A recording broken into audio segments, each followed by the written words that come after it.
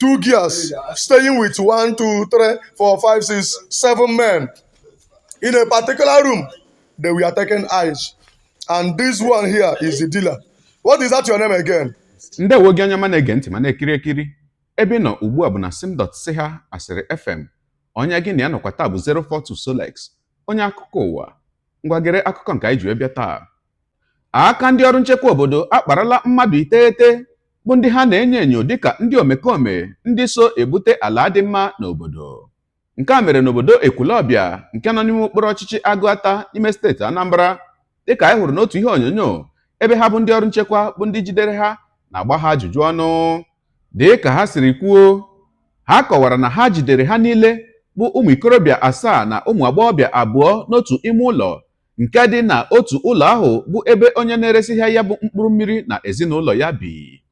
Ha gakwara n'iru wee kwuo na o nwere otu onye ji egbe wee si na ya bụ ụlọ wee pụta, mana ozugbo ọ hụrụ ndị ọrụ nchekwa ka ọ gbapụrụ ọsọ, bụ ihe bujere uche ndị ọrụ nchekwa ịba n'ụlọ ahụ ka ha gaa mara ihe a na-eme ebe ahụ.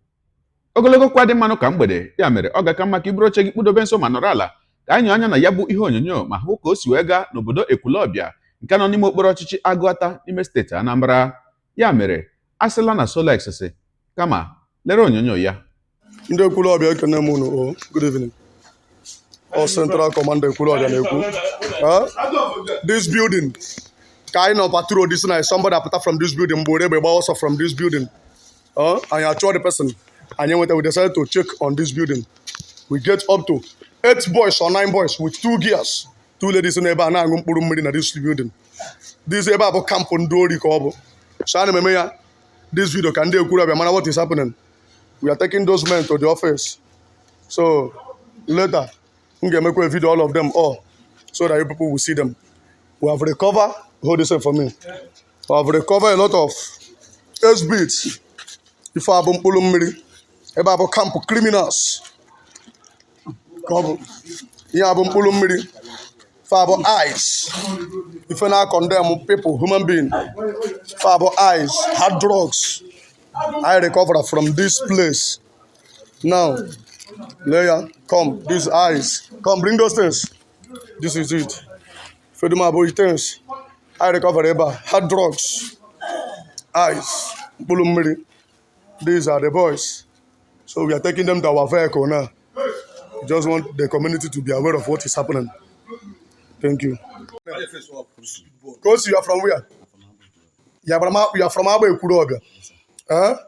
You are the one selling the drug, Abi. Hold this up for me. You are the one selling the mkpụrụ mmiri, Abi. And those people, who are this one? What is your own name? Chijoke, you are from where?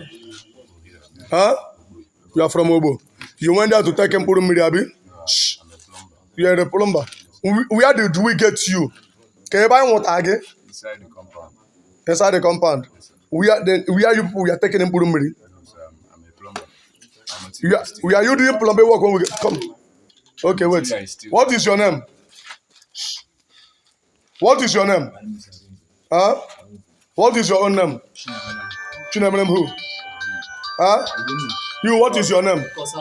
Kosala who? From where? From Ekwulọbịa. From where in Ekwulọbịa? From Omeke. You, what is your name? From where? From Abba. You are the one that run, Abi? You, what is your name? From where? Isofia.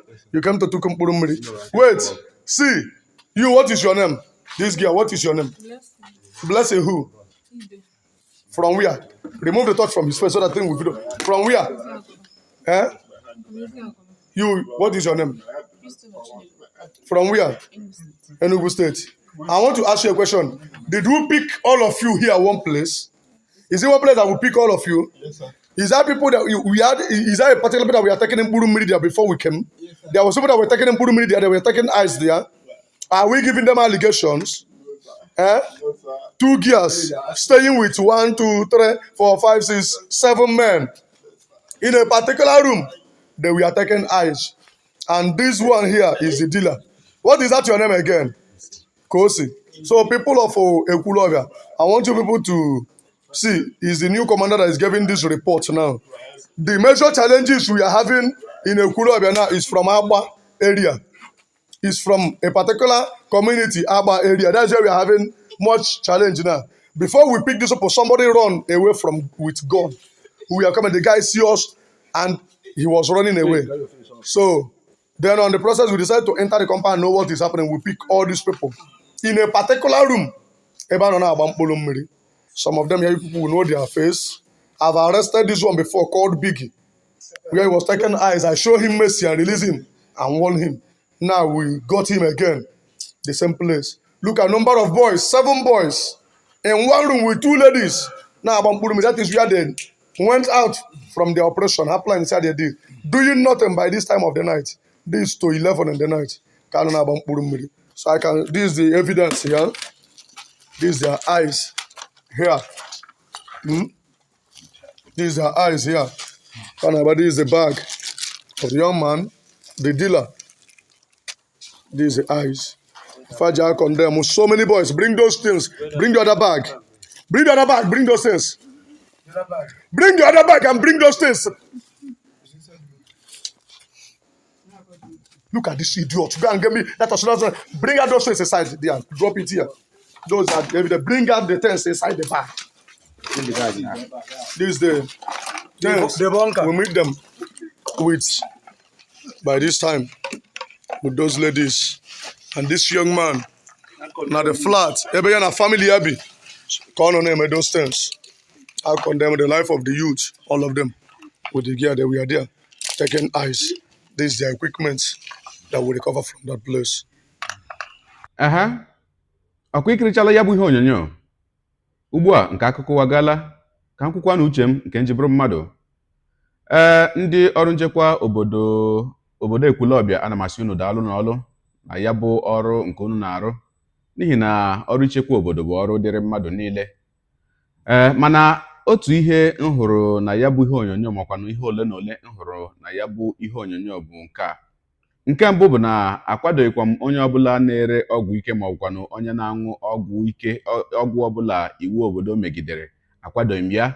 Ma ilekwanụ ya anya nke bụ eziokwu, o nwere ka ọ dị n'eziokwu inweta mmadụ ole ahụ, mmadụ 7, ụmụ ikorobịa 7 na ụmụ agbọghọbịa 2 n'ime otu ime ụlọ. Kedu ihe ha na-eme ebe ahụ anyị amaghị. Mana otu ihe nche na ọ ga-akakwanụ mma mgbe ọzọ unu hụ ụdị okwu dị otu a makwa na ụdị ọnọdụ dị otu a. Maka o nwere ka ọ dị na eburu nnọọ ihe onyonyo tinye mmadụ n'ihu, jụọ ya aha ya, jụọ ya ịbụ onye ebe, ebupụkwa ihe onyonyo jụcha onye ọbụla aha ha, mana enyeghị ha ohere ịza ajụjụ a na-ajụ ha bụ kedu ihe ha na-arụ makwanụ kedu ihe ha na-eme ebe ahụ. Ana m eche na mgbe ọzọ ọ ga-aka mma ịjụpụta ha ajụjụ ka anyị nụnụ ọnụ mmiri okwu ha. Ana m asị na onwekwa mgbe ọzọ unu hụrụ ụdị ọnọdụ a, ọ bụrụ ihe unu chọrọ ime ihe onyonyo ka ndị obodo hụ makwanụ ka ndị Igbo hụ ihe na-eme. Anyị na-ele anya na onye jụrụ ajụjụ na ị ga-enyenụ ya ohere ka ọ saa ya bụ ajụjụ nke jụrụ ya.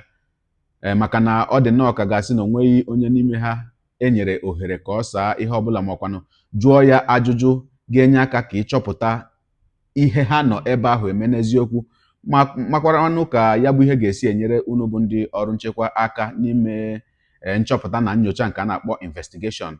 Ma ndị Igbo sịkwanụ na onye a na-egbu egbu na-ekwuru ọnụ ya. Ka ọ hapụ ịdị nnọọ ka emere ya bụ ihe onyonyo ma bozie ha niile ebubo. Gị bụ onye na-ekiri ihe onyonyo a, dịra ihe bụ n'uche otu isi hụ ya bụ ihe nke ikiriri ugbu a na ngalaba okwu ka anyị mara uche gị n'ihi na uche onye adịghị ya njọ. Daalụkwa gị onye na-eso eburu anyị esonye. Ekelekwa gị na-asị gị jide ka iji, onye asị ya jide ka o ji, mara na nke o ji kacha mma.